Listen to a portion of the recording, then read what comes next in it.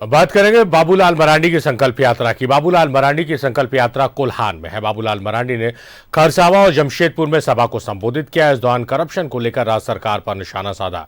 बाबूलाल ने कहा कि राज्य में बिना चढ़ावे के कोई काम नहीं होता है। वहीं उन्होंने कहा कि आदिवासियों को सिर्फ बीजेपी ने सम्मान दिया है। में बाबूलाल की संकल्प यात्रा, खरसावां और जमशेदपुर में सभा, करप्शन को लेकर हेमंत सरकार पर वार। बीजेपी प्रदेश अध्यक्ष बाबूलाल मरांडी की संकल्प यात्रा कोल्हान पहुंच गई है। बाबूलाल मरांडी ने जमशेदपुर में सभा को संबोधित किया। इस दौरान उन्होंने करप्शन को लेकर राज्य सरकार पर हमला बोला। बाबूलाल मरांडी ने कहा कि आदिवासियों को सम्मान सिर्फ बीजेपी ने दिया है। की चिंता है, न गरीबों की चिंता है, और इसलिए मैं आप सभी भाई और बहनों से यही निवेदन और यही अपील करने के लिए आया। आज आप देखते होंगे कि इस प्रदेश में क्या स्थिति है।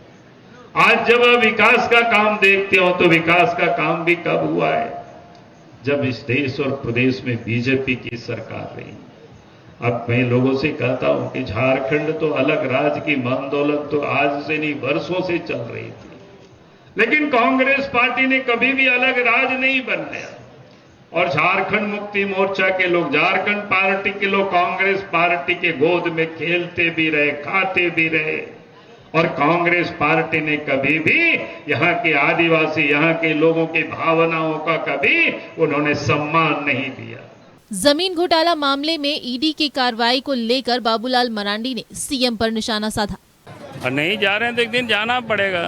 अंतिम तो उनका जगह वहाँ पर है, होटवार में। हम ही बना दिए थे होटवार का जेल। हम जानते थे कि गड़बड़ करेगा लड़का।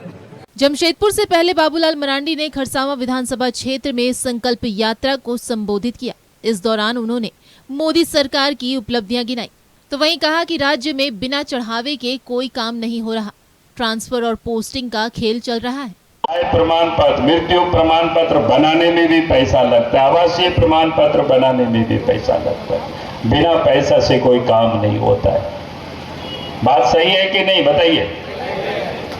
यहां तक कि अगर किसी व्यक्ति का राशन कार्ड में नाम छुटा हुआ है, बच्चे होते हैं, नाम चढ़ाना होता है, नई बहू आती है, उनका नाम चढ़ाना होता है, तो उसमें भी पैसा लगता है। कहीं लोग बोलता है 2000, कहीं बोलता है 5000। गरीब कहां से लाएगा। खरसावां में संकल्प सभा को संबोधित करने से पहले बाबूलाल मरांडी ने खरसावां के शहीदों को श्रद्धांजलि दी। बाबूलाल की संकल्प यात्रा 7 चरणों में चल रही है। 6 चरण संपन्न हो गए हैं। अब संकल्प यात्रा का 7वां और आखिरी चरण चल रहा है। न्यूज़ 11 भारत के लिए सरायकेला से मधुसूदन के साथ जमशेदपुर से मनोज की रिपोर्ट। तो बाबूलाल मरांडी की संकल्प यात्रा कोल्हान पहुंची है, जहां खरसावां और जमशेदपुर में सभा को उन्होंने संबोधित किया। मनोज हमारे सहयोगी हैं, लाइव हमारे साथ जुड़े रहे और उन्होंने सभा को कवर भी किया है। हम जानने समझने की कोशिश करते हैं। मनोज, दोनों ही चीज जानने की कोशिश करेंगे। बाबूलाल मरांडी की संकल्प यात्रा को लेकर नेता और कार्यकर्ताओं और आम जनता, इसको बाइफरकेट करके बताइएगा। कार्यकर्ता और नेता में कितना उत्साह देखने को मिला? आम जनता क्या बाबूलाल मरांडी को सुनने पहुंची या भीड़ में नेता और कार्यकर्ता दिखे? बाबूलाल मरांडी के बयान में जो संबोधन उन्होंने किया, उसमें कुछ नई चीजें आपको सुनने को मिली कि संकल्प यात्रा को आप भी फॉलो कर रहे हैं, या फिर हेमंत सरकार के खिलाफ जैसे लगातार वो बयान दे रहे हैं या हमलावर है, वही सारी चीजें जमशेदपुर में भी देखने को मिली है? देखिए, निश्चित तौर पर ये संकल्प यात्रा में बाबूलाल मरांडी का एक ही मोटो है कि 2024 में नरेंद्र मोदी को तीसरी बार प्रधानमंत्री बनाना। क्योंकि बार बार पूरे कार्यक्रम के दौरान जनसभा में जब जब वो बोल रहे थे तो वो उनका एक ही उद्देश्य झलक रहा था कि 2024 जो है वो मिशन है और उस मिशन को फतह करना है। और जो केंद्र सरकार की योजना है वो आम लोगों तक पहुंचाना, राज्य सरकार को जो विफल है या विफल कैसे हो रही है वो जनता तक पहुंचाना। लगातार मुख्यमंत्री हेमंत सोरेन को कटघरे में खड़ा कर रहे थे।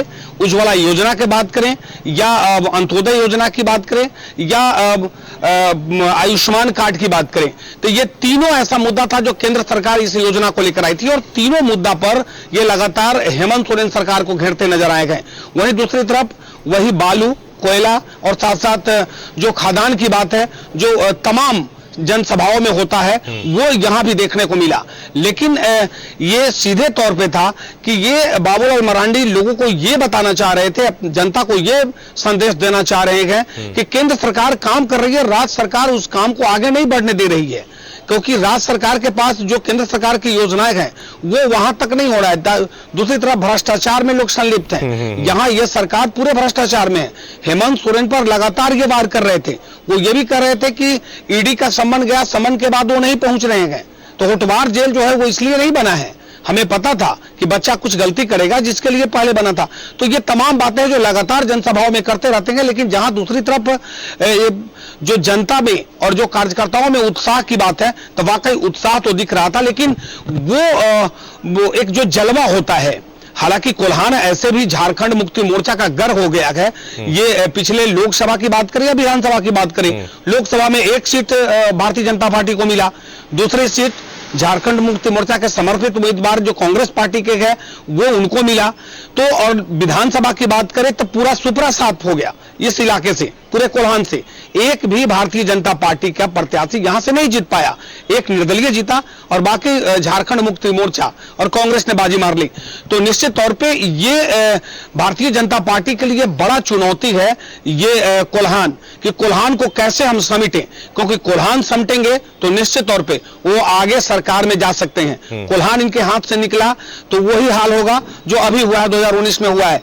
तो कहीं ना कहीं ये कार्यकर्ताओं में जोश भरने के लिए और जो लोगों में एक उत्साह की बात जो करें तो उत्साह कार्यकर्ताओं में थी, जो कार्यकर्ता जो है कि काफी दिनों से एकदम स्थिर पड़े हुए थे। तो बाबूलाल मरांडी के इस यात्रा को लेकर लोगों में उत्साह दिख रहा था, लोगों की संख्या बढ़ रही थी, महिलाओं की संख्या ज्यादा थी। इन्होंने कई ऐलान भी किया कि मेरी सरकार अगर बनती है 2024 में, अगर भारतीय जनता पार्टी की सरकार बनती है तो हम महिलाओं को आरक्षण देंगे। जो यहां आदिवासियों का पूर्ण अधिकार, ये बार बार कह रहे थे कि यही पार्टी है जो आदिवासियों के अधिकार की बात करती है और उनके लिए लड़ाई भी लड़ी है, क्योंकि कांग्रेस पार्टी ने कभी बिहार से झारखंड अलग होने की लड़ाई नहीं लड़ी, झारखंड मुक्ति मोर्चा के साथ रहा। झारखंड मुक्ति मोर्चा का नाम इन्होंने लिया कि झारखंड मुक्ति मोर्चा लड़ाई लड़ी, लेकिन कांग्रेस पार्टी पर वार करते रहे कि ये कांग्रेस पार्टी झारखंड मुक्ति मोर्चा के गोद नहीं बैठी रही। लेकिन भारतीय जनता पार्टी अटल बिहारी वाजपेयी ने ही यहां पर बिहार से झारखंड को अलग किया, झारखंड को के लोगों को आदिवासियों की सौगात दी। नरेंद्र मोदी ने वो 15 नवंबर के दिन बिरसा मुंडा को पूरे विश्व के पटल पे उतार दिया, कि पूरे विश्व में भगवान बिरसा मुंडा का नाम तो पहले से भी था, लेकिन उनका जो 15 नवंबर को जो मनाया जाना है वो मनाया जाता है पूरे विश्व में। तो अंतर्राष्ट्रीय स्तर पे किया, तो कहीं ना कहीं ये आदिवासियों को लुभाने का और आदिवासियों को उनको याद दिलाने का कि झारखंड मुक्ति मोर्चा आप जो है वो आपके लिए नहीं, ये सीधे भारतीय जनता पार्टी ही कर सकती है और हम लगातार करते आए हैं। आदिवासियों के सम्मान की बात करते हैं, महिलाओं के सम्मान की बात करते हैं, तो ये करते आए हैं। तो पूरे कार्यक्रम में जो बाकी इनके जो 7वां चरण चल रहा है, 7वें चरण में शुरू चरण से भी हम सुनते आ रहे हैं अपने चैनल के माध्यम से कि लगातार हेमंत सोरेन सरकार पर वार करना, मुख्यमंत्री को आड़े हाथ लेना, ये लगातार हर सभा में करते हुए यहां भी देखने को मिला। नया सिर्फ इतना ही दिख रहा था कि हमने उनसे सवाल भी किया था कि आखिर संकल्प यात्रा का उद्देश्य क्या है। तो सीधे तौर पे इनका यह कहना था कि भ्रष्टाचार मिटाना और नरेंद्र मोदी को 2024 में भारतीय जनता पार्टी को राज्य में और 2024 में जो लोकसभा चुनाव है नरेंद्र मोदी को एक बार फिर प्रधानमंत्री बनाना, ये उनका मुख्य उद्देश्य कोल्हान में रहा।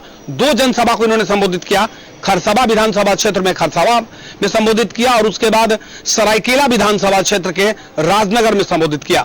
हालांकि कल 10 तारीख है, 10 तारीख को ये 4 जनसभा को संबोधित करेंगे, जमशेदपुर पश्चिमी, जमशेदपुर पूर्वी, उसके बाद जुगसराय विधानसभा और पोटका विधानसभा। तो इन सभाओं को लेकर तैयारी पूरी है। कार्यकर्ताओं के साथ अभी परिषदन भवन में ये बैठक उनकी चल रही है, जो यहाँ के स्थानीय स्तर के कार्यकर्ता है, कार्यक्रम को कैसे सफल बनाएं, जो केंद्र की योजना है लोगों तक कैसे पहुंचाएं, जो आम लोगों को ये पता चले कि केंद्र क्या कर रही है और झारखंड मुक्ति मोर्चा की सरकार क्या कर रही है, कांग्रेस की सरकार जो यहां पे है वो क्या कर रही है, ये लोगों तक पहुंचाना इनका उद्देश्य है इस यात्रा के दौरान। जी चलिए, तो बाबूलाल संकल्प लेके निकले हैं प्रधानमंत्री नरेंद्र मोदी की ताजपोशी को लेकर कि एक बार फिर से ताजपोशी हो। हालांकि वो जनता को कितना कन्विंस कर पा रहे हैं, ये चुनावी नतीजे बताएंगे। बहुत शुक्रिया आपका मनोज।